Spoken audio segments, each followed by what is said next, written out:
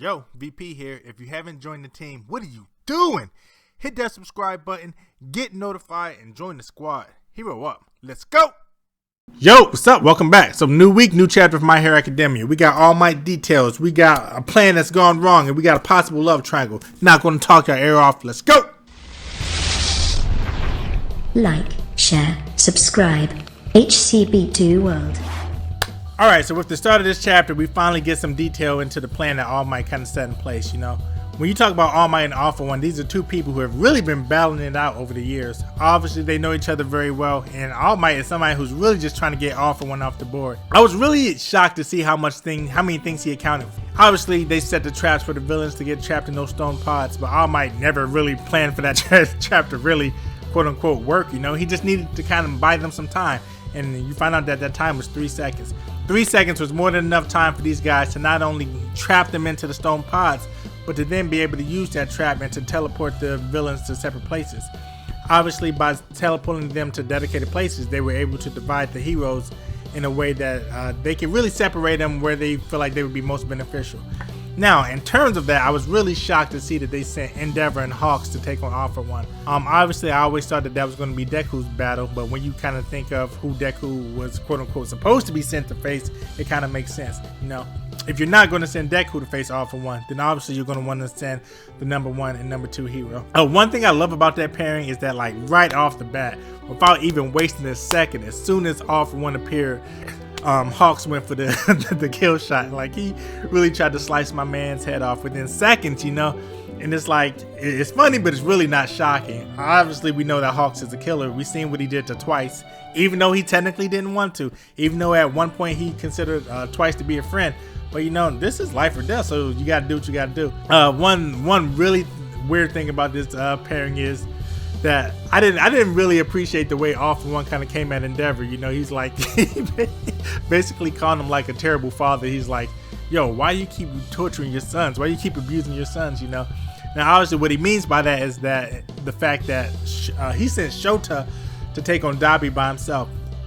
And I really think that's a beautiful thing in the sense that that's saying, hey, you know, I'm acknowledging my mistakes, but I also understand that I'm not the one that can fix this.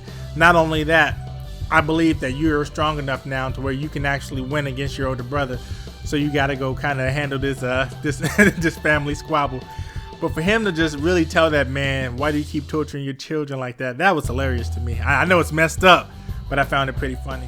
One thing I really loved about this too is that it seemed like that it was really well planned out. Obviously, you know, the plan with separating all the villains was greatly planned out. But the fact that it was kind of revealed that they also had a plan for Shigaraki's decay, I thought that was pretty interesting too, because if you remember, like last week, it looked like there was a little issue, or there was a little panel in which Shigaraki kind of bent down and touched the ground, but his fingers twitched.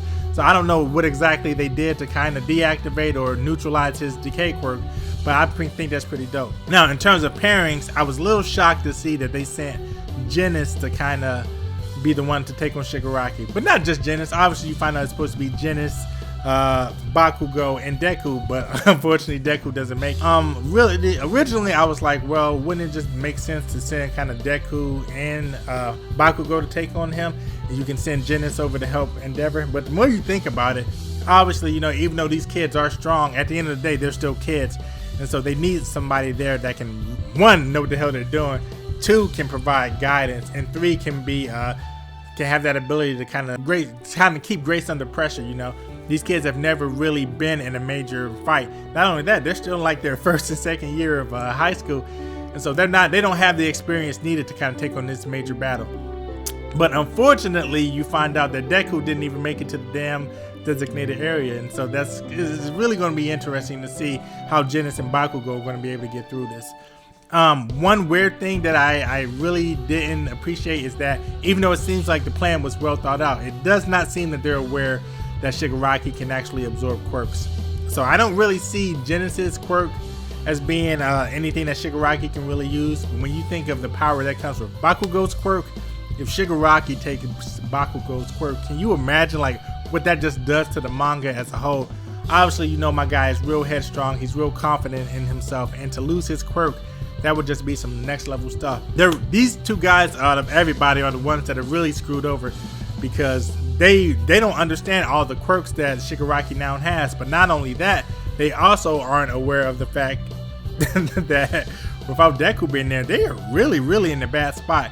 And so it's going to be interesting to see how they show up and get themselves out of this. Now, in terms of the third fight, it's again shocking to me that they kind of sent Shota by himself to face Dabi, but it's also kind of dope when you think about it. It's a younger brother taking on an older brother. Obviously, you got that family rivalry. And really, you know, this is for him, this is that next step. Shota is definitely one of my favorite characters, but I feel like they do not give him love. And I feel like, you know, they've showed everyone progress, everyone take a new step with their quirks. But I feel like, for me, he's like the only one that they didn't really show take that next step. Yeah, they showed him in the arc where, you know, the three guys, those three are training with Endeavor. But, you know, his quirk never really seemed to progress. You know, he's not showing off a new flashy ice move. He's not showing off a new flashy fire move. And so I think we're going to get that. And if they're going to start with the fight, I hope like this is the one they start with, because I feel like of all the ones going on, this is going to be the one that's most interesting, you know. All right, so for the last fight, obviously we knew that Ochako was going to take on Toga, but what we didn't know was that Toga was going to pull Deku in the process. We already talked about the portals that were created to separate them. Somehow, Deku's little capturing device got sucked into the portal, and as it did, Toga grabbed a hold of it and she pulled them in. Now, as they arrive, you know, Deku's freaking out. And not only Deku, but Ochako's freaking out too. She's like, yo, you're not supposed to be here. And he's like, damn, my danger sense didn't even go off. The thing I think is unique about the fact that they said that, I think that's their way of telling you that really Toga's not really, she's not coming to them as a threat. Obviously, it's been revealed that she likes Deku, and she tried to find some common ground with Ochako, but Ochako kind of dismissed her. Later on, you find out that Ochako really kind of regrets that, you know, because instead of hearing Toga out, she was just like, oh, you filthy villain, I don't care about anything you got to say. Get your ass beat. You just can't do what you want. Now you got this situation where the three of them are together. You got the two girls who like the same guy. And then not only that, you get Ochako who's here, and she finally gets the chance to kind of make that one situation right, you know.